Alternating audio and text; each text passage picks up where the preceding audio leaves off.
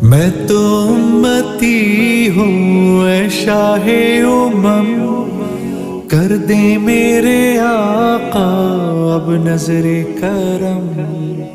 मैं तो उम्मती हूँ। सय्यिआति अअमालिना मन यहदिल्लाहु फला मुदिल्ल लहु व मन युद्लिल फला हादिय लहु ونشهد أن لا إله إلا الله وحده لا شريك له ونشهد أن سيدنا ونبينا وحبيبنا وشفيعنا وسندنا وقدوتنا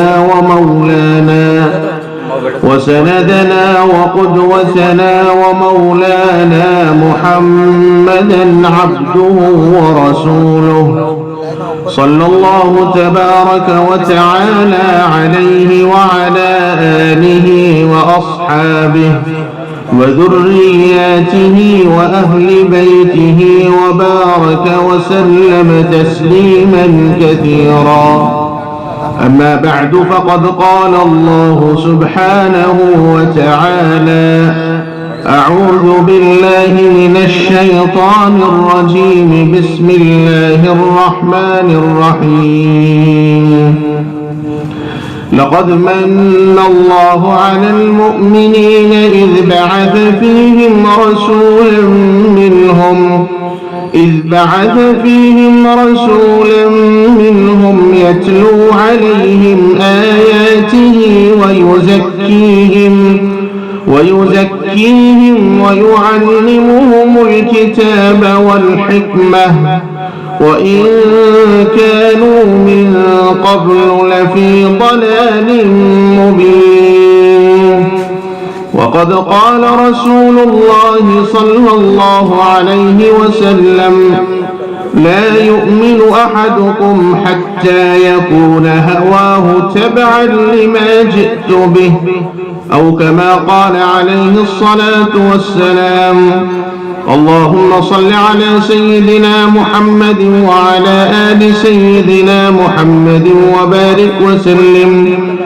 اللهم صل على سيدنا محمد وعلى آل سيدنا محمد وبارك وسلم.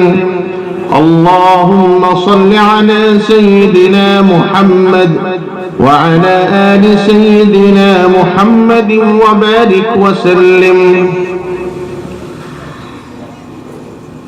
मोहतरम बुजुर्गों, अजीज भाइयों, अल्लाह रब्बुल इज्जत वल जलाल ने कुरान मजीद की इस आयत शरीफा में जो इस आजिज ने तिलावत की है,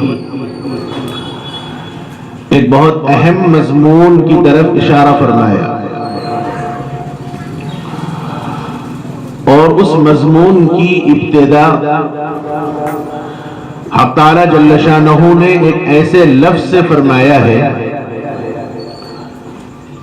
जो लफ्ज अल्लाह ताला ने अपनी दूसरी मखलूक़ात के मुताल्लिक़ या दूसरी और अशिया के मुताल्लिक़ बयान नहीं फरमाया। ये सारी कायनात और कायनात के अंदर की तमाम चीजें दरअसल अल्लाह अज़्ज़ व जल की नेमत है और उन तमाम चीजों से बंदा मुस्तफीद होता है। जितनी कायनात की चीजें हैं, सूरज का निकलना, चांद का निकलना और सितारों का आना और ये दरियाओं का बहना, हवाओं का चलना, ये जितनी कायनात का जो निजाम है जिसके मुताल्लिक़ हक़ ताला जल्ल मजदहू ने फरमाया वकुल्लुन फी फलकिन यस्बहून, हर चीज अपने महवर में गर्दिश कर रही है। हर एक का निजाम अल्लाह रब्बुल इज्जत ने बनाया है। हक़ ताला फरमाते हैं कि हर चीज अपने निजाम के तहत चल रही है और इसके अलावा बहुत सी ऐसी कायनात की चीजें हैं जिसको इंसान गिन नहीं सकता, शुमार नहीं कर सकता। अल्लाह ताला की एक नेमत को अगर कोई इंसान गिनना चाहे تو قرآن مجید نے یہ چیلنج کیا اور یہ اعلان کیا کہ اللہ کی ایک نعمت کو بھی نہیں گن سکتے. وَإِن تَعُدُّوا نِعْمَةَ اللَّهِ لَا تُحْصُوهَا. اللہ کی ایک نعمت کو بھی اگر کوئی آدمی گننا چاہے، فرمایا لا تحصوها، ہرگز اللہ کی نعمت کو شمار نہیں کر سکتے، گن نہیں سکتے. حضرات علماء کرام نے اس آیت شریفہ کی ذیل میں مختلف تفسیریں فرمائی ہیں کہ اللہ کی نعمت سے مراد کیا ہے، اللہ تعالیٰ کے اس احسان سے مراد کیا ہے. اور زیادہ راجح عام مفسرین کرام نے جو بات فرمائی ہے وہ سمجھانے کے واسطے اور تمثیل کے واسطے سانس کے متعلق فرمایا کہ ان تعدوا نعمت اللہ لا تحصوها، اس سے مراد سانس ہے. بچہ جب ماں کے پیٹ میں ہوتا ہے اور عام طور پر 6ویں مہینے میں جب بچے میں جان پڑتی ہے، اس وقت سے لے کر جناب رسول اللہ صلی اللہ علیہ وآلہ وسلم کے اس ارشاد کے مطابق کہ اکثر اعمار امتی ما بین 60 الى 70 او کما قال علیہ الصلاۃ والسلام، فرمایا کہ میری امت کے اکثر افراد کی عمریں 60 سے 70 سال کے درمیان ہوں گی. تو پیدائش سے قبل 6ویں مہینے سے جب بچے میں جان پڑتی ہے تو اس وقت سے لے کر ایک آخری وہ لمحہ جو 60 سے 70 سال کے درمیان کا وقفہ ہے، اس وقت کی سائنس اور ٹیکنالوجی بھی یہ کہتی ہے کہ 1 منٹ کے اندر ایک انسان جو سانس لیتا اور چھوڑتا ہے وہ تقریباً 18 مرتبہ ہے. 1 منٹ کے اندر ایک انسان باہر کی سانس اندر لیتا ہے اور اندر کی سانس باہر جو چھوڑتا ہے اس کی جو مقدار ہے وہ 18 مرتبہ ہے. اور 1 مرتبہ میں انسان کے دل کی جو ہارٹ بیٹنگ ہے، جو دل کے چلنے کی جو رفتار ہے، ٹیکنالوجی یہ کہتی ہے کہ آج کل کے حالات کے اعتبار سے انسان کا جو دل 1 منٹ میں مارتا ہے، چلتا ہے، وہ تقریباً 73 مرتبہ ہے. تو اس اعتبار سے اگر دیکھا جائے تو ایک انسان جب ماں کے پیٹ میں ہے اور 5ویں اور 6ویں مہینے سے جب اس میں جان پڑی تو اس کے انتقال تک اس نے کتنی مرتبہ سانس لی ہے اور چھوڑی ہے، جو بظاہر انسان کے شمار اور احاطے کے باہر ہے.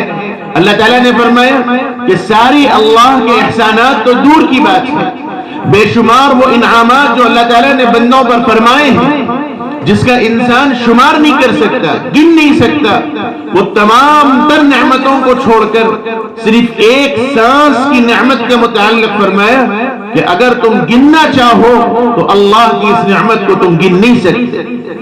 اس سے ہٹ کے بے شمار اور نعمتیں ہیں. لیکن آپ دیکھیں انسان اس پوری کائنات کے متعلق حق تعالی جل مجدہ نے یوں فرمایا هو الذی خلق لکم ما فی الارض جمیعا، کائنات کی ساری اشیاء، کائنات کی ساری چیزیں، یہ ہوا کا چلنا، یہ پہاڑوں کا اپنی جگہ پر قائم ہونا، اور یہ سورج اور چاند کا نکلنا، اور یہ ستاروں کا آنا، اور یہ دنیا کا جو نظام چل رہا ہے، حق تعالی جل مجدہ نے فرمایا کہ اگر انسان اس پر غور کرے تو هو الذی خلق لکم ما فی الارض جمیعا، روئے زمین کی جتنی چیزیں ہیں وہ تمام تر چیزیں اللہ نے انسانیت کے فائدے کے لیے پیدا فرمائی. اسی لیے حدیث پاک کے اندر رسول اللہ صلی اللہ علیہ وسلم نے یوں فرمایا کہ اللہ تعالیٰ اس وقت تک قیامت قائم نہیں فرمائیں گے جب تک روئے زمین پر ایک آدمی بھی اللہ کہنے والا باقی رہے گا. ایک آدمی بھی جو اللہ کی توحید کو مانتا ہو، اس ایک آدمی بھی اگر دنیا میں رہے گا، حق تعالیٰ اس کائنات کے نظام کو چلائے گا. یہ عاجز جو بات کہنا چاہتا ہے، آپ غور کریں کہ ساری چیزیں جو انسانیت کے واسطے اللہ نے پیدا فرمائی، یہ انعامات، یہ احسانات، لیکن اللہ نے کسی نعمت کے متعلق یوں نہیں فرمایا کہ لوگوں اللہ نے یہ نعمت دے کر تم پر احسان کیا ہے، یہ چیز دے کر اللہ نے تمہارے اوپر احسان کا معاملہ کیا ہے. لیکن صرف ایک نعمت ایسی ہے جس کے متعلق اللہ رب العزت نے گنایا ہے، احسان کا لفظ لایا ہے، اور یوں فرمایا ہے کہ ایک نعمت اللہ نے تمہیں دی ہے اور یہ ایسی نعمت ہے اللہ نے وہ نعمت دے کر لوگوں تم پر احسان کیا ہے. پوری کائنات کی نعمت کو اللہ نے بیان کیا قرآن کے اندر، لیکن کہیں بھی یہ لفظ استعمال نہیں کیا جو لفظ اس نعمت کے واسطے استعمال ہوا. اور اس نعمت کے متعلق فرمایا کہ لوگوں اللہ نے تمہارے اوپر یہ نعمت دے کر احسان فرمایا. اور آپ الفاظ قرآن پر غور کریں تو اندازہ ہوگا کہ اللہ تعالیٰ نے اس احسان کے واسطے بھی تاکید کا لفظ استعمال فرمایا، اپنی بات کو مؤکد کی اور یوں فرمایا لقد. لام بھی تاکید کا ہے، عربی جاننے والے جانتے ہیں لام بھی اپنی بات کی اہمیت کو بیان کرنے کے واسطے لایا جاتا، قد کا لفظ بھی اپنی بات کی اہمیت کو بیان کرنے کے لیے لایا جاتا. حق تعالیٰ جل مجدہ فرماتے ہیں لقد من اللہ، لوگوں اللہ نے احسان فرمایا ہے، احسان فرمایا ہے.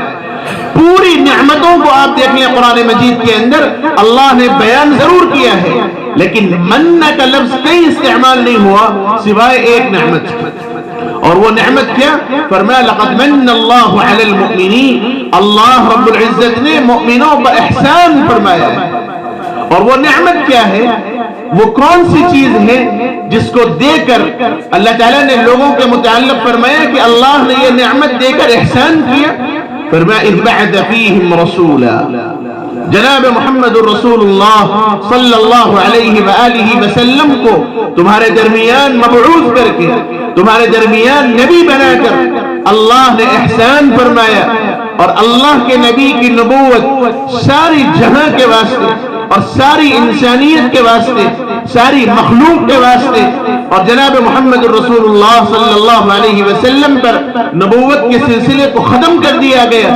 اور یوں فرمایا کہ آج کے بعد کوئی نبی نہیں ہو سکتا. ساری نبوت کا اختتام حضرت محمد الرسول اللہ صلی اللہ علیہ وآلہ وسلم پر ہے. اذ بعث فیہم رسولا، لوگوں اللہ نے تمہارے اوپر احسان فرمایا ہے، اللہ تعالیٰ نے تمہارے درمیان ایک رسول کو مبعوث فرمایا. اذ بعث فیہم رسولا، اور رسول کہاں سے آئے؟ کہیں اور سے نہیں آئے. من انفسہم، خصوصیت کے ساتھ عربوں کو مخاطب کیا، اور عمومیت کے ساتھ ساری انسانیت کی مراد ہے کہ تم ہی میں سے اللہ نے ایک نبی کو مبعوث فرمایا. اذ بعث فیہم رسولا من انفسہم یتلو علیہم آیاتہ ویزکیہم ویعلمہم الکتاب والحکمہ. چار ذمہ داریاں جناب محمد الرسول اللہ صلی اللہ علیہ وآلہ وسلم کی فرمایا. اس نبی کو مبعوث کر کے اللہ تعالیٰ نے فرمایا کہ اللہ نے اس نبی کے ذمہ چار کام رکھے ہیں. پہلا کام یتلو علیہم آیاتہ، وہ نبی تمہارے سامنے اللہ کی آیات کو پڑھ کر سناتے ہیں، یتلو علیہم آیاتہ. اور دوسرا کام ویزکیہم، وہ نبی تمہارا تزکیہ کرتے ہیں، تمہارے قلب کو صاف کرتے ہیں. ان کی تعلیمات اتنی صاف، ان کی تعلیمات اتنی واضح ہیں کہ جو انسان اس کو قبول کر لے اس کے واسطے نجات ہے، اور جو آدمی اس کو قبول نہ کرے فرمایا کہ اس کے لیے ضلالت اور گمراہی ہے. میرے بھائیوں، حضرت محمد الرسول اللہ صلی اللہ علیہ وآلہ وسلم کی سیرت کون انسان کیا بیان کر سکتا ہے؟ نہ کوئی قلم ایسا ہے جو حضرت محمد الرسول اللہ صلی اللہ علیہ وسلم کی سیرت کو لکھ سکے، اور کوئی زبان ایسی ہے، نہ کوئی ایسی زبان ہے، نہ پہلے تھی نہ بعد میں ہے نہ ہوگی، جو جناب محمد الرسول اللہ صلی اللہ علیہ وآلہ وسلم کی سیرت کے حق کو ادا کر سکے. اسی لیے ہمارے حضرت والا دامت برکاتہم نے، جو انشاءاللہ اس اجلاس کے صدر ہیں، حضرت کا ایک نعتیہ کلام ہے. حضرت کے اس نعتیہ کلام میں پہلا شعر یہی ہے کہ زبان میری عاجز قلم میرا قاصر، زبان میری عاجز قلم میرا قاصر، ثنائے محمد سناؤں میں کیسے. کسی انسان کی مجال نہیں ہے کہ حضرت محمد الرسول اللہ صلی اللہ علیہ وآلہ وسلم کی سیرت کو بیان کر سکے. اس لیے قرآن نے اعلان کیا لقد كان لكم في رسول الله اسوة حسنة، لوگوں اللہ کے رسول صلی اللہ علیہ وآلہ وسلم کی زندگی کے اندر تمہارے لیے آئیڈیل ہے، تمہارے لیے ان کی ذات نمونہ ہے. اسی لیے کہا گیا کہ انسان کی زندگی کے جو احوال ہیں، انسان کی زندگی کے جو حالات ہیں، انسان زندگی کے کون سے بھی مرحلے کے اندر کیوں نہ ہو، حضرت محمد الرسول اللہ صلی اللہ علیہ وآلہ وسلم کی زندگی کا ہر پہلو انسانیت کو راستہ بتلاتا ہے۔ اگر کوئی انسان شوہر ہے تو اسے حضرت خدیجہ، حضرت عائشہ اور دیگر ازواج مطہرات کی شوہر کے اس سیرت کا نمونہ کو دیکھنا چاہیے۔ کوئی انسان اگر کاروبار کرتا ہے، تجارت کرتا ہے تو مکہ المکرمہ کے اس تاجر کی طرف نظر کرنی چاہیے۔ کوئی انسان اگر بکریاں چراتا ہے تو مکہ المکرمہ کی گلیوں میں بکریاں چرانے والے اس راعی کو دیکھنا چاہیے۔ کوئی انسان اگر امیر ہے تو صحابہ کے درمیان اپنی امارت کے ذریعے فیصلہ کرنے والی اس شخصیت کو دیکھنا چاہیے۔ زندگی کا کوئی مرحلہ ایسا نہیں، باپ ہو، شوہر ہو، بیٹا ہو یا زندگی کے اور مراحل ہو، کوئی زندگی کا موقع ایسا نہیں جناب محمد رسول اللہ صلی اللہ علیہ وآلہ وسلم نے انسانیت کے لیے کوئی چیز ادھوری چھوڑی ہو۔ اس لیے قرآن نے اعلان کیا لقد كان لكم في رسول الله اسوة حسنة، اللہ کے رسول کی ذات میں تمہارے لیے نمونہ ہے، تمہارے لیے آئیڈیل ہے، اور جو آدمی اس آئیڈیل کو اختیار کرے گا، وہ آدمی اس طریقے کے مطابق اپنی زندگی کو چلائے گا تو وہ کامیاب ہوگا۔ اسی لیے آقا نے یوں فرمایا لا يؤمن احدكم حتى يكون هواه تبعا لما جئت به او كما قال عليه الصلاة والسلام۔ بخاری شریف کی روایت ہے، حضور نے فرمایا کہ خدا کی قسم تم میں سے کوئی آدمی اس وقت تک کامیاب، اس وقت تک سچا مؤمن نہیں ہو سکتا۔ لا يؤمن احدكم، تم میں سے کوئی بھی آدمی اس وقت تک مؤمن نہیں ہو سکتا جب تک اس کی خواہشات حتی یکون ہوا، جب تک اس کی خواہشات اس چیز کے تابع نہ ہو جائیں جس کو لے کر میں آیا ہوں۔ اپنی خواہشات کو، اپنی مرضی کو، اپنی انا کو، اپنی زندگی کو سیدنا حضرت محمد رسول اللہ صلی اللہ علیہ وآلہ وسلم کے طریقے پر جب تک انسان نہیں ڈھالے گا اس وقت تک انسان کا ایمان مکمل نہیں۔ اور جب محبت کامل ہوگی تو اپنی زندگی کو اپنے محبوب کے طریقے پر چلانا آسان ہوگا۔ اسی لیے کہا گیا محبت کا معیار یہ ہے، عشق نبی کا معیار یہ ہے کہ انسان اپنی زندگی کو، اپنی زندگی کے افعال کو، اپنی زندگی کے اعمال کو، اپنی زندگی کے طرز احوال کو اپنے نبی، اپنے محبوب سیدنا حضرت محمد رسول اللہ صلی اللہ علیہ وآلہ وسلم کے پاک طریقے پر دیکھ لے۔ اگر اس کی زندگی کے احوال نبی کے بتلائے ہوئے طریقے کے مطابق ہیں تو پھر انسان کے لیے کامیابی ہے اور انسان کے لیے خوشخبری ہے۔ اور اگر خدا نہ خواستہ اس کے طرز زندگی اپنے محبوب کے طریقے کے خلاف ہے تو پھر اسے اپنی زندگی کے اندر اپنی اصلاح کرنے کی ضرورت ہے۔ اسی لیے حضرات صحابہ کرام رضوان اللہ علیہم اجمعین کا یہ معمول تھا کہ وہ ایک ایک اپنے نبی کے عمل پر اور اپنے نبی کے ارشاد پر اپنے آپ کو قربان کرانے کے واسطے حضرات صحابہ ہر وقت تیار ہوا کرتے تھے۔ نبی نے اپنی امت کا وہ خیال فرمایا، اپنی امت کا وہ احساس فرمایا، اور آنے والی قیامت تک ہر امت کی ایک ایک فرد کے واسطے اللہ کے رسول صلی اللہ علیہ وسلم نے احساس فرمایا۔ ایک روایت کے اندر اللہ کے نبی صلی اللہ علیہ وسلم نے حضرات صحابہ سے سوال فرمایا، یوں فرمایا کہ بتلاؤ کہ سب سے افضل کون ہوں، بہتر آدمی کون ہے، میری امت کے بہترین افراد کون ہیں؟ اور بعض روایات میں مطلق ہے کہ اللہ کے رسول نے صحابہ سے سوال فرمایا کہ بتلاؤ کہ بہتر لوگ کون ہیں۔ تو اللہ کے رسول کے سوال پر عام طور پر صحابہ کا مزاج یہ تھا اللہ و رسولہ اعلم فرماتے کہ منشے نبی ہو سکتا کچھ اور ہو، ہم کوئی اور بات کہہ دیں تو اللہ کے نبی کے منشے کے خلاف ہوگا۔ ادب کا تقاضا یہ تھا کہ جواب دینے کے بجائے اپنے علم کو اللہ اور اس کے رسول کے حوالے کر دیا جائے۔ اس لیے حضرات صحابہ نے اپنے مزاج کے مطابق اللہ و رسولہ اعلم فرمایا۔ اور بعض روایات میں یہ کہ حضرات صحابہ نے یوں عرض کیا اللہ کے رسول لوگوں میں سب سے بہتر حضرات انبیاء علیہ الصلاۃ والتسلیم ہیں۔ جناب رسول اللہ صلی اللہ علیہ وسلم نے فرمایا کہ حضرات انبیاء کا کیا ہے، ان کے پاس تو اللہ کا پیغام آتا ہے، اللہ کی وحی آتی ہے اور ان کا راز تعلق اللہ کی ذات سے ہے۔ تو پھر حضرات صحابہ نے عرض کیا کہ یا رسول اللہ پھر تو ہم ہیں۔ تو حضور نے فرمایا کہ تمہارا کیا ہے، تمہارے درمیان میں موجود ہوں، تمہارے درمیان کوئی مسئلہ پیش آتا ہے تو اللہ کی طرف سے بالواسطہ اور ڈائریکٹ تمہارے احوال اور تمہارے معاملات کی اصلاح کر دی جاتی ہے۔ اب صحابہ نے عرض کیا اللہ کے رسول ہم نہیں تو ہمارے بعد والے لوگ ہیں۔ حضور نے فرمایا کہ ان کا کیا؟ انہوں نے تو ان کو دیکھا ہے جنہوں نے مجھے دیکھا ہے. یعنی حضرات صحابہ نے تابعین کے متعلق اشارہ فرمایا. تو حضور نے فرمایا کہ تابعین کا کیا مسئلہ ہے؟ انہوں نے تو صحابہ کو دیکھا ہے. اب جب حضرات صحابہ نے یہ محسوس کیا کہ منشأ نبی کچھ اور سمجھ میں آتا ہے تو پھر اپنے معمول کے مطابق کہا اللہ اور اس کے رسول اس معاملے کو زیادہ بہتر جانتے ہیں.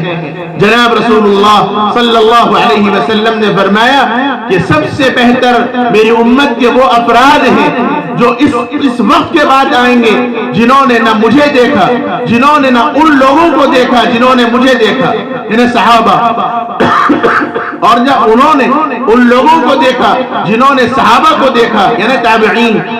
ایسے افراد ہوں گے جنہوں نے نہ نبی کو دیکھا، نہ صحابہ کو دیکھا، نہ تابعین کو دیکھا، لیکن وہ مجھ پر ایسے ایمان رکھتے ہیں جیسے تم رکھتے ہو، وہ میری باتوں کو ایسے مانتے ہیں جیسے تم مانتے ہو. اللہ کے رسول نے فرمایا طوبی لہم، ایسے لوگوں کے لیے خوشخبری ہے، ایسے لوگوں کے لیے خوشخبری ہے. اور 3 مرتبہ اللہ کے رسول نے یہ الفاظ فرمائے. حضرات محدثین نے فرمایا کہ یہ خوشخبری جناب رسول اللہ صلی اللہ علیہ وسلم کی طرف سے بعد میں آنے والی امت کے واسطے ہے. اور اس میں یہ بتلایا گیا کہ جب امت اللہ کے نبی کے طریقے کے موافق زندگی گزارے گی تو وہ امت کامیاب ہے. اسی لیے میرے بھائیوں یہ ذہن میں رکھنا چاہیے حضرات صحابہ نے اپنے نبی کی محبت کو اور اپنے نبی پر اپنی جان کو قربان کر دینے کو، اپنے معاملات کو، اپنی احوال زندگی کو اپنے نبی کے اوپر قربان کر دینا صحابہ کرام رضوان اللہ علیہم اجمعین کی خصوصی صفت تھی. اسی لیے نبی کا تعلق بھی امت کے ساتھ وہی تھا. بعض روایات میں یہ الفاظ ہیں اللہ کے نبی صلی اللہ علیہ وآلہ وسلم ایک مرتبہ نماز کے لیے تشریف لائے اور حضور نماز پڑھا کر صحابہ کا یوں فرماتے ہیں کہ فجر کی نماز کے بعد اللہ کے نبی کا مزاج یہ تھا کہ حضور تھوڑی دیر بیٹھتے، صحابہ سے پوچھتے کہ تم میں سے کسی نے کوئی خواب دیکھا ہے تو وہ بیان کرے. حضور صحابہ اگر کوئی خواب دیکھتے تو اللہ کے رسول کے سامنے بیان کرتے، حضور اس کی تعبیر فرماتے. یا اگر کوئی صحابی نہیں دیکھتا تو حضور فرماتے کہ میں نے خواب دیکھا ہے، اور پھر حضور فرماتے کہ میں نے اس کی یہ تعبیر لی ہے. یہ حضور کا عام طور پر مزاج تھا. صحابہ فرماتے ہیں کہ ایک مرتبہ اللہ کے نبی صلی اللہ علیہ وآلہ وسلم فجر کی نماز پڑھا کر خاموش چلے گئے. ظہر کی نماز ہوئی، نماز پڑھائے اور خاموش چلے گئے، کسی سے کوئی بات نہیں کی. چہرے نبوت پر غم کے آثار محسوس تھے اور علانیہ محسوس ہو رہا تھا کہ اللہ کے نبی کسی وجہ سے غمگین ہیں. روایات میں یہ کہ 5 نمازیں گزر گئیں اور بعض روایات میں یہ کہ 3 دن گزر گئے. اللہ کے نبی صلی اللہ علیہ وآلہ وسلم کسی سے بات نہیں فرما رہے تھے، بس آتے نماز پڑھاتے اور اپنے حجرے میں تشریف لے جاتے. اور ادھر صحابہ بے چین ہو گئے اللہ کے نبی صلی اللہ علیہ وآلہ وسلم پر کس بات کا غم ہے. 3 دن گزر گئے، اللہ کے نبی نے کوئی بات بھی نہیں فرمائی. 3 دن ہو گئے، صحابہ بے چین. آپس میں مشورہ ہوا. سیدنا حضرت صدیق اکبر رضی اللہ عنہ کو کہا گیا کہ آپ یار غار ہیں، آپ نبی کے مزاج کو زیادہ سمجھتے ہیں. حضرت ابو بکر کو فرمایا کہ آپ جا کر اللہ کے نبی سے خیریت تو معلوم کریں اور حضور کی اس کیفیت کو تو پوچھیں کہ کیا وجہ ہے. حضرت صدیق اکبر نے فرمایا کہ میرے اندر ہمت نہیں کہ میں اللہ کے نبی کا اس حال میں سامنا کر سکوں، کیونکہ مسلسل غم تھا اور اللہ کے نبی مسلسل روتے رہے. حضرت ابو بکر نے انکار کر دیا. لوگوں نے حضرت عمر کو فرمایا کہ آپ جائیں اور آپ جا کر اللہ کے نبی سے پوچھیں، آپ چونکہ سسرے ہیں. حضرت عمر نے بھی انکار کر دیا. حضرت عثمان سے کہا گیا کہ آپ اللہ کے رسول کے داماد ہیں اور ایک نہیں 2 بیٹیاں آپ کے نکاح میں تھیں، آپ اللہ کے رسول سے بات کیجئے. حضرت عثمان نے انکار کیا. حضرت علی کو بولا گیا کہ کم از کم آپ تو اللہ کے رسول کے پروردہ ہیں، بچپن سے حضور کی گود میں آپ نے کھیلا ہے، اللہ کے نبی سے ذرا کیفیت تو معلوم کرو کہ کون سا غم آقا کو ستایا جا رہا ہے. حضرت علی نے ذمہ داری لی اور سیدھے اٹھ کر اپنے گھر تشریف لے گئے اور حضرت فاطمہ الزہرا رضی اللہ عنہا کو فرمایا کہ 3 دن ہو گئے اللہ کے نبی کسی سے بات نہیں کرتے، مسلسل غم داری ہے اور مسلسل اللہ کے نبی رو رہے ہیں. صحابہ بے چین و بے قرار ہیں اور مجھے نمائندہ بنایا، لیکن میرے اندر بھی ہمت نہیں کہ میں آقا سے جا کر پوچھوں. ہاں اتنا یقین ضرور ہے کہ تم اگر جاؤ گی تو اللہ کے نبی شاید کوئی بات کہہ دیں۔ حضرت فاطمہ اپنے والد کی اس کیفیت کو سن کر بے چین اور بے قرار ہو گئی۔ سیرت کی کتابوں میں لکھا ہے کہ فوری برقع پہنا اور پردے کے ساتھ اللہ کے نبی صلی اللہ علیہ وآلہ وسلم کے حجرے مبارکہ کے پاس پہنچی۔ اندر سے دروازہ لگا ہوا تھا، دروازہ کھٹکھٹایا، حضور نے کوئی جواب نہیں دیا۔ اسلامی حکم یہ ہے کہ 3 مرتبہ دروازہ کھٹکھٹایا جائے اور اندر سے جب کوئی جواب نہ آئے تو واپس چلے جانا چاہیے، یہ اسلام کا حکم ہے۔ حضرت فاطمہ نے دوسری مرتبہ دروازہ کھٹکھٹایا، انتظار کیا، کوئی جواب نہیں آیا۔ اب ادھر بے چینی بڑھ گئی کہ تیسرا کھٹکا ماروں اور اللہ کے نبی نے کوئی جواب نہ دیا تو پھر بغیر ملے میں واپس چلی جاؤں، یہ میرے لیے مناسب نہیں اور برداشت بھی نہیں۔ تو تیسری مرتبہ بڑی ہمت کے ساتھ دروازہ کھٹکھٹایا اور فرمایا کہ یا رسول اللہ، میں آپ کی بیٹی فاطمہ ہوں اور میں آپ سے ملنا چاہتی ہوں۔ اللہ کے نبی صلی اللہ علیہ وآلہ وسلم نے حضرت فاطمہ کی جب آواز سنی تو فوری دروازہ کھول دیا اور حضرت فاطمہ کو اندر بلایا، دروازہ لگا دیا اور پھر باپ بیٹی کا وہ ملاقات ہوئی جو جذباتی ملاقات تھی، جس کو بیان نہیں کیا جا سکتا۔ اللہ کے نبی بے چین اور حضرت فاطمہ بھی بے قرار اور اپنے والد سے لپٹ کر خوب روئیں اور پھر اپنے ہاتھ سے اپنے والد کے رخسار مبارک سے آنسو پوچھے اور فرمایا کہ یا رسول اللہ، 3 دن سے آپ پر یہ کیفیت ہے، کیا کوئی خاص غم ہے، کیا کوئی خاص حالات ہے، کیا کوئی حالات پیش آ گئے جس کی بنیاد پر آپ پر یہ کیفیت طاری ہو گئی؟ اللہ کے رسول صلی اللہ علیہ وسلم نے فرمایا کہ فاطمہ، ایک بہت بڑا مسئلہ پیش آ گیا جس کی وجہ سے تمہارے باپ پر یہ آثار ہو گئے۔ حضرت فاطمہ نے اللہ کے نبی کو بٹھایا اور فرمایا کہ ابا جان کہیے کیا بات ہے؟ فرمایا کہ 3 دن پہلے جبرائیل علیہ السلام میرے پاس آئے اور آ کر انہوں نے میرے سامنے غم کا اظہار کیا اور بڑے غمگین میرے سامنے آئے۔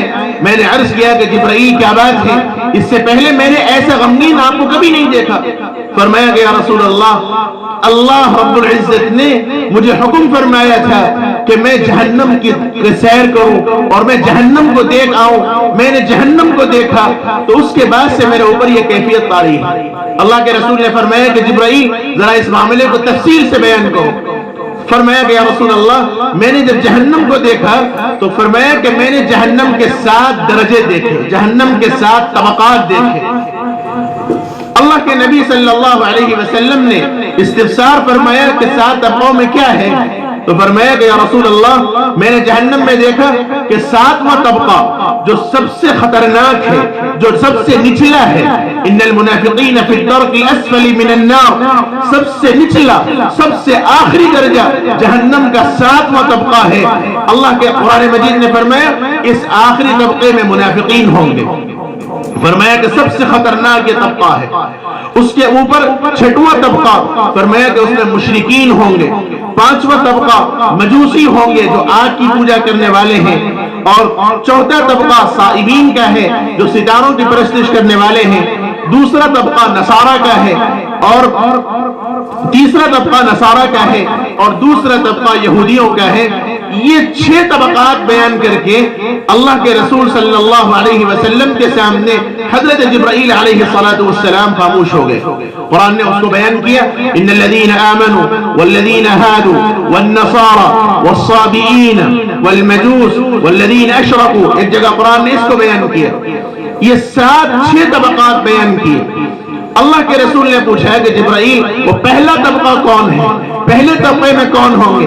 حضرت جبرائیل علیہ السلام نے عرض کیا، اللہ کے رسول آپ اسے رہنے دیں، آپ اس کو نہیں سن پائیں گے۔ حضور نے جب بہت اصرار فرمایا تو فرمایا کہ یا رسول اللہ، میں نے دیکھا کہ جہنم کا جو پہلا طبقہ ہے، جو عذاب میں سب سے ہلکا ہے، جہنم کا پہلا طبقہ جو عذاب میں سب سے ہلکا ہے، فرمایا کہ اللہ تعالیٰ آپ کی امت کے گناہگاروں کو اس میں ڈالے گا۔ بس یہ لفظ سننا تھا۔ اللہ کے رسول صلی اللہ علیہ وسلم بے چین اور بے قرار ہو گئے اور اس کے بعد سے یہ کیفیت اللہ کے نبی پر طاری ہوئی۔ حضرت فاطمہ الزہرا رضی اللہ عنہا کو بیان فرمایا کہ فاطمہ، مجھے اس بات کا احساس اور غم کھایا جا رہا ہے کہ اللہ جانے میری امت ناتواں اور کمزور ہے اور اللہ تعالیٰ میری امت کو جہنم کے اس پہلے طبقے میں کتنے لوگوں کو ڈالیں گے، اس لیے مجھے یہ احساس کھایا جا رہا ہے۔ 3 दिन गुजर गए और हजरत फातिमा ज़हरा रज़ी अल्लाह तआला अन्हा वापस तशरीफ लाई और अपने शौहर हजरत अली रज़ी अल्लाह अन्हु को ये बात फरमाई और फिर ये बात सहाबा के दरमियान फैली। अब सब पे असर हुआ, अल्लाह के नबी का वो असर, और जब ये हालात सामने आए तो सहाबा थम गए और सबके मिजाज में लर्जा आया। कई दिन इसी हाल में गुजर गए, रिवायात के इख्तिलाफ के साथ 7 दिन और बाद रिवायात में 15 दिन के अल्फाज हैं। इसी हाल में गुजरे कि सहाबा बेचैन थे, कोई किसी से बात नहीं करता, हर एक पर लर्जा था, तारी था, हर एक खौफजदा था। खुद नबी की ये कैफियत थी, अल्लाह के नबी नमाज पढ़ाते, तशरीफ लाते, कोई जरूरी बात होती तो हुक्म फरमाते और कोई चेहरे पर बशाशत नहीं थी। इख्तिलाफ रिवायात के साथ 7 और 15 दिन के बाद हक़ तआला जल्ल मजदहू ने हज़रत जिब्राइल अला नबीना व अलैहि सलातु वस्सलाम को कुरान मजीद की आयतें देकर भेजा। वद्दुहा वल्लैलि इज़ा सजा मा वद्दअक रब्बुक वमा क़ला वलल-आखिरतु खैरुन लक मिनल ऊला वलसौफ युअतीक रब्बुक फतरदा। अल्लाह ताला ने वादा फरमाया कि आपका रब आपसे वादा करता है कि अल्लाह आपको इतना देंगे कि आप खुद राजी हो जाएंगे। जब ये अल्फाज आयात अल्लाह के नबी के सामने आए, कुर्बान हो, सलाम हो, मेरे माँ बाप कुर्बान हो आका की ज़ात बाबरकत पर, अल्लाह के नबी सल्लल्लाहु अलैहि वसल्लम ने फरमाया इदन ला अर्दा हत्ता अदखुल वाहिदन मिन उम्मती फिल जन्नह औ कमा क़ाल। फरमाया कि तब तो क़यामत में मैं उस वक्त तक राजी नहीं होऊंगा जब तक अपनी उम्मत के हर फर्द को जन्नत में दाखिल न करा लूं। नबी की मोहब्बत उम्मत के साथ ये थी, एक एक फर्द का एहसास था, एक एक फर्द का ख्याल रखा जनाब रसूलुल्लाह सल्लल्लाहु अलैहि वसल्लम ने। इसीलिए तो मुहसिन इंसानियत कहा गया कि अल्लाह के नबी सिर्फ मुसलमानों के वास्ते नहीं, अल्लाह के नबी सारी जहां के वास्ते, अल्लाह के नबी सारी मखलूक के वास्ते मुहसिन है, सारी मखलूक के वास्ते मुहसिन है। इसीलिए तो सीरत की किताबों में मिलता है, हुजूर एक मर्तबा गुजर रहे थे, एक ऊंट आया और अल्लाह के नबी के पास सर रखकर कदमों में बेतहाशा रोने लगा, आवाजें आने लगी ऊंट से। अल्लाह के नबी ने पूछा कि इसका मालिक कौन है? एक अंसारी सहाबी आए, कहने लगे या रसूल अल्लाह मैं इसका मालिक हूँ। अल्लाह के नबी ने फरमाया इस बेज़बान जानवर के सिलसिले में मैं तुम्हें अल्लाह से डरने की वसीयत करता हूँ। क्यों इस जानवर का ख्याल नहीं करते? ये जानवर तुम्हारे बारे में शिकायत करता है कि तुम इसको खाना सही नहीं देते और इस पर हद से ज्यादा बोझ डालते हो। जानवरों के मुताल्लिक नबी का ये एहसास था, इंसानियत के वास्ते नबी का ये एहसास था। मुसलमानों के साथ, काफिरों के साथ, अब वो दुश्मन जिन्होंने अल्लाह के नबी के रास्ते में कांटे बिछाए, जिन्होंने हुजूर को पत्थर मारे, ताइफ का वो दिल दहला देने वाला वाकया किसको याद नहीं? रिवायात ये बतलाती है कि जिसमें मुबारक का एक एक रोंग का, एक एक बाल की जगह ऐसी नहीं थी जहां से खून न निकल रहा हो, और अल्लाह के नबी का वह खून हुजूर की जूतिए मुबारक में जम चुका था। और जब हजरत ज़ैद जूता निकालना चाह रहे थे तो जूता खत्म मुबारक से चिपक ऐसे गया था कि जूता नहीं निकल रहा था। उस मौके पर भी सलाम हो मेरे नबी की जात पर, हजरत जिब्राइल तशरीफ लाए एक ऐसे फरिश्ते को लेकर जो आज तक जमीन पर नहीं उतरा था। फरमाया कि या रसूल अल्लाह, अल्लाह ने आपको सलाम अर्ज किया है, ये फरिश्ता आज पहली मर्तबा जमीन पर आया है, ये फरिश्ता पहाड़ों पर मुतअय्यन है, अल्लाह ने इसे हुक्म फरमाया है, ये आज आपके हुक्म के ताबे है, आप जो हुक्म फरमाएंगे अल्लाह ताला ने इस फरिश्ते को हुक्म दिया कि वो पूरा कर दे। फरिश्ते ने अर्ज किया कि हुजूर आप फरमा दे तो इस ताइफ की बस्ती को दोनों पहाड़ों के बीच में पीस दूं। लेकिन सलाम हो मेरे महबूब पर, अल्लाह के नबी ने फरमाया अल्लाहुम्मा अग़फिर लिक़ौमी फ़इन्नहुम ला यअलमून, ऐ अल्लाह मेरी कौम को माफ कर दे, वो मुझे नहीं जानते, वो मेरे मकाम और मर्तबे से वाकिफ नहीं। और फिर हुजूर ने फरमाया कि या अल्लाह मैं अपनी इस उम्मत से मायूस नहीं हूँ, ये नहीं तो इनकी नस्लों में कोई ना कोई तो ऐसा होगा जो ईमान लाएगा और अल्लाह उसके जरिए ईमान को फैलाएगा। तारीख शाहिद है, गवाह है। कबीले बनु सकीफ जब सन 8 हिजरी में आया और उसके बाद जब उसने इस्लाम कबूल किया तो कबीले बनु सकीफ के इस्लाम कबूल करने के नतीजे में जो इस्लाम दूर दूर तक फैला है, अल्लाह के नबी की ज़बान मुबारक से निकले हुए उस अल्फाज को अल्लाह ने पूरा फरमाया। इसलिए मेरे भाइयों, अल्लाह के नबी की जो सीरत है, अल्लाह के नबी के जो नमूना है, وہ امت کے لیے آئیڈیل ہے، محسن انسانیت ہے، ساری انسانیت کے واسطے نبی کا اسوہ اور نبی کا طریقہ ہمارے لیے ایک نمونہ ہے، آئیڈیل ہے۔ ایک انسان رات کو سوئے تو نبی کے طریقے پر، ایک انسان صبح کو اٹھے تو نبی کے طریقے پر، زندگی کے سارے معمولات رات صبح کو اٹھنے سے لے کر رات کے سونے تک ساری زندگی کے احوال اور ساری زندگی کے افعال اللہ کے نبی صلی اللہ علیہ وآلہ وسلم کے اندر موجود تھے۔ کوئی بڑائی نہیں، کوئی تکبر نہیں، کوئی چیز نہیں، ہر اعتبار سے امت کو ایک سبق دیا۔ حتیٰ کہ علماء نے لکھا ہے جناب رسول اللہ صلی اللہ علیہ وآلہ وسلم کے متعلق حضور نے فقر اختیار فرمایا۔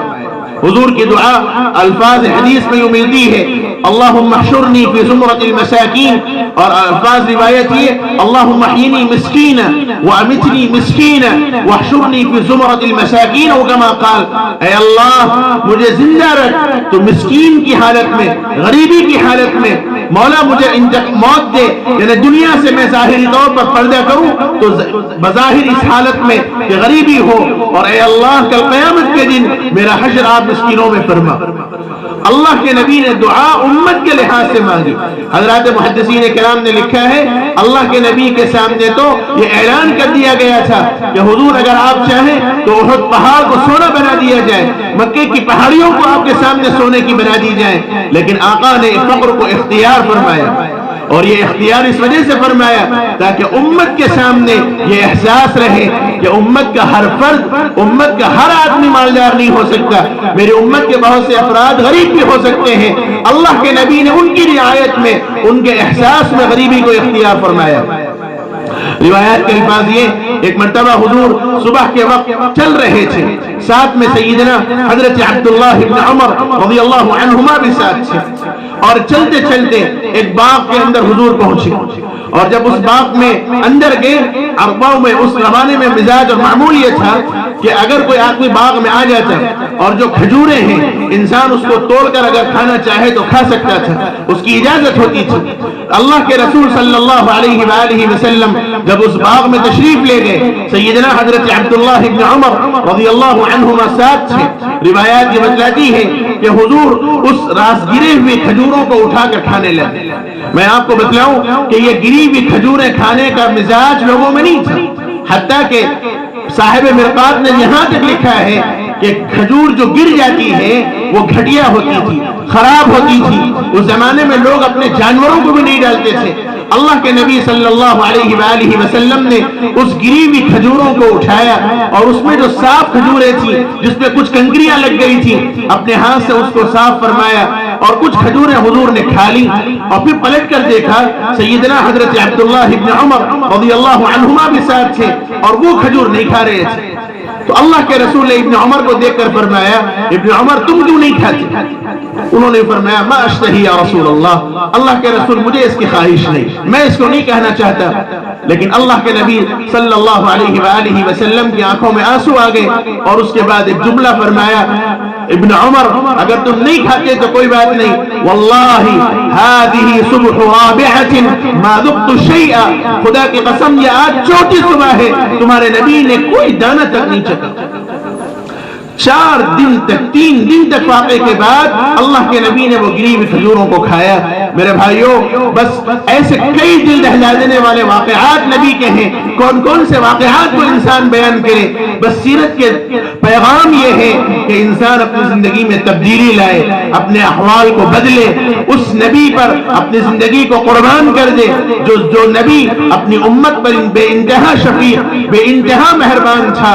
اسی لیے اس قسم کے پروگرام کرنے کا بنیادی مقصد یہ کہ ہمارا آپس کا مذاکرہ ہو جائے، ایک تازہ ہو جائے، اللہ کے نبی کی سیرت ہمارے سامنے آ جائے، اور زندگی ہماری جن غفلتوں میں گزر رہی ہے اللہ اس سے معافی مانگتے ہوئے اگلی زندگی میں سچی اور پکی توبہ کرتے ہوئے یہ عزم لے کر یہاں سے اٹھنا چاہیے کہ مالک اب تک جو ہو گیا سو ہو گیا، آگے اللہ کے نبی کی طرز زندگی پر اپنے آپ کو قربان کرنے کی میں فکر کروں گا۔ بس یہ پیغام اور یہ مذاکرتی نشست ہے، حق تعالیٰ اپنے کرم سے جو باتیں کہی گئی ہیں اس پر عمل کی توفیق نصیب فرمائے۔ انشاءاللہ بہت اہم بیانات آپ حضرات کے سامنے آنے والے ہیں۔ یہ حضرات جو اس وقت آپ کے سامنے تشریف فرما ہے، خاص طور پر حضرت مولانا محمد ارشد علی القاسمی صاحب دامت برکاتہم، ان کا بیان بہت اہم ہے، پھر اس کے بعد حضرت شاہ صاحب کا بیان ہوگا۔ آپ حضرات سے خواہش ہے کہ ضرور تشریف فرما ہو، ان حضرات سے استفادہ فرمائے، حق تعالیٰ اپنے کرم سے کہی ہوئی باتوں کو قبول فرمائے اور ہم سب کو عمل کی توفیق نصیب فرمائے۔ وصلی اللہ تبارک و تعالی علی خیر خلقہ سیدنا و نبینا مولانا محمد وعلی آلہ و صحبہ اجمعین والحمد للہ رب العالمین۔